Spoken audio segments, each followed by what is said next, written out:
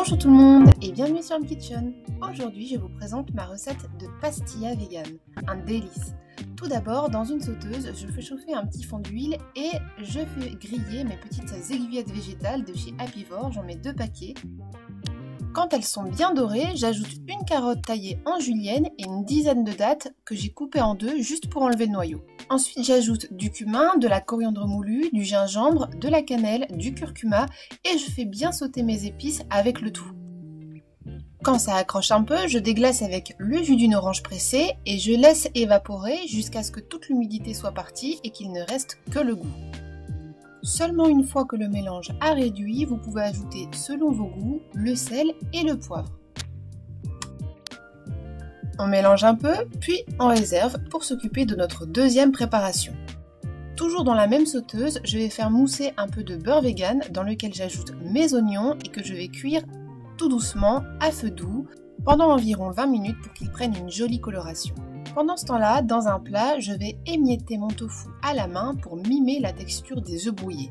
Inutile de le presser avant pour en extraire l'eau, car on souhaite garder un peu d'humidité. D'ailleurs, je précise que ce n'est pas un tofu sous vide, mais bien un tofu frais, de bonne qualité, qui reste moelleux. Ensuite, j'incorpore quelques assaisonnements tels que du curcuma, du sel kalanamak, de la poudre d'ail et d'oignon, ainsi que du sel et du poivre de table.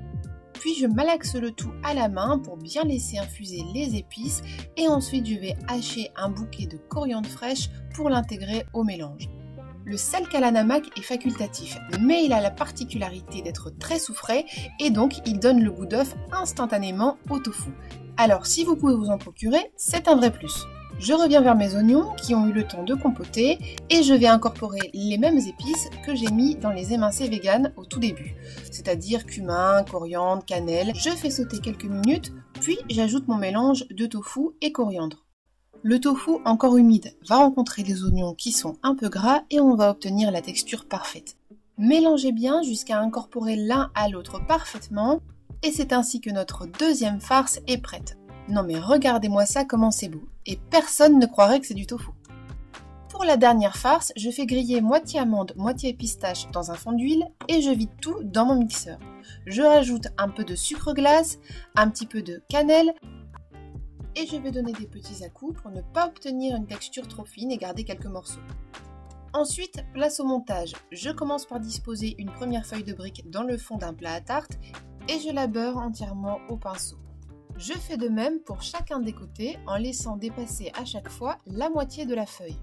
À chaque ajout de feuilles et entre chaque superposition, il est nécessaire de graisser les feuilles de briques pour qu'une fois au four, elles se mettent bien à croustiller.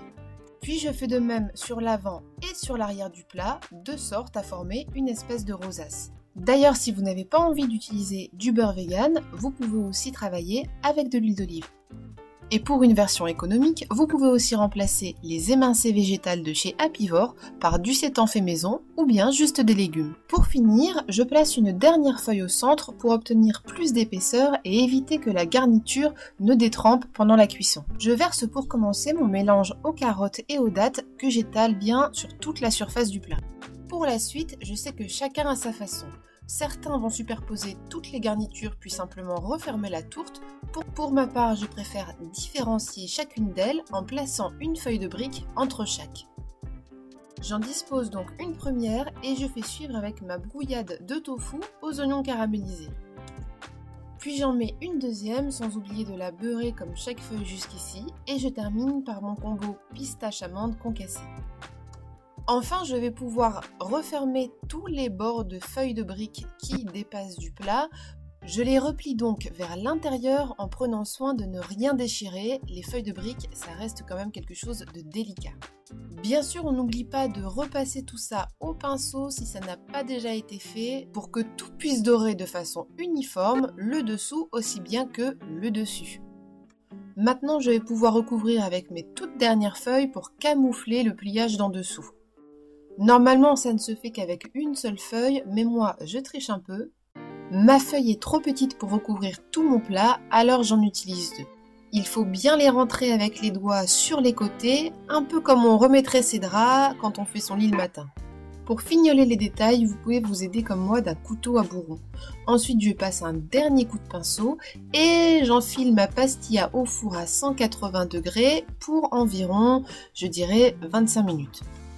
Je recouvre d'une plaque à pizza juste pour les 10 premières minutes pour éviter que les feuilles de briques ne se mettent à gondoler. Et après le premier temps de cuisson, je la retourne et je la réenfourne pour environ 25 à 30 minutes. Le plus dur dans tout ça, c'est d'attendre qu'elle refroidisse pour commencer à la décorer. Pour ma part, je vais rester simple et juste saupoudrer de sucre glace et ensuite avec un reste d'amandes et de pistaches concassées, je vais dessiner grossièrement une étoile avec un tout petit peu de cannelle. Mais c'est totalement libre à vous de faire un peu plus artistique. Si vous réussissez votre coup, la découpe sera hyper croustillante. Et l'intérieur riche et savoureux. J'espère que ça vous a plu les amis, bon appétit et ciao ciao!